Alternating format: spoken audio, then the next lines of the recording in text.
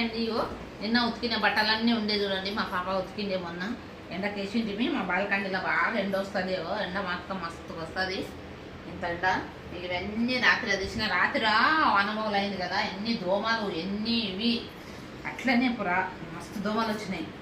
ఇప్పుడైతే ఇవన్నీ బట్టలన్నీ మడత పెడుతున్నా ఫ్రెండ్స్. ఇవన్నీ మడత పెట్టేసి షెల్ఫ్లలో పెట్టాలి. ఉక్కడం పని ఉక్కడం ఏమో కానీ ఈ బెడ్షీట్ చాలా పెద్దగా ఉండేనండి. ఈ బెడ్షీట్ ఆమెకు తెలిసిన ఆమె మిషన్ ఆమె ఉండే ఒక మెత్తలు కుట్టింది. మొత్తం 15 తక్కెగలకు కుట్టింది. ఇవి 15 కుట్టింది తక్కెగలాపులు. ఇవి మెత్త గ్లాపులు పెద్దని కుట్టింది.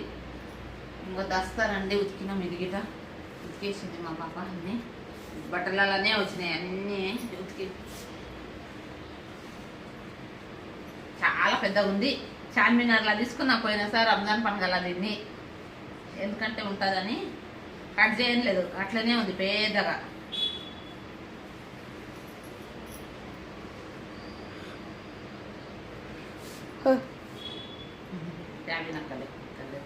అయినా యాచరకి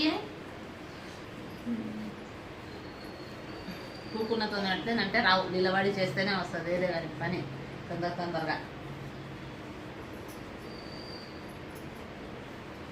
వీళ్ళ నాన్న అయితే పనికి వెళ్ళిపోయింది ఫ్రెండ్స్. తినేసి పనికి వెళ్ళిపోయిండు. కానీ తినేసి బట్టలన్నీ మడత పెడదాంలే అని మడత పెట్టుకుంటా కూకున్నా. ఇంకా అన్నం పప్పు చేసినాం కదా, ఇప్పుడే తినేసి ఇంకా ఇన్ని పని అయిపోతుంది. బట్టలు చాలా ఉన్నాయి మడత పెట్టేవి. ఇన్ని బట్టలు ఉన్నాయి అంటే అన్ని బట్టలు ఉన్నాయి.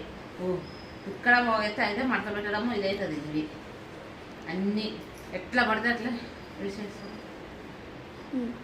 రాత్రి అంతా ఓనమూలైంది. ఇప్పుడు చూడండి ఎంత ఎండ కొడుతుంది, ఫుల్ ఎండ.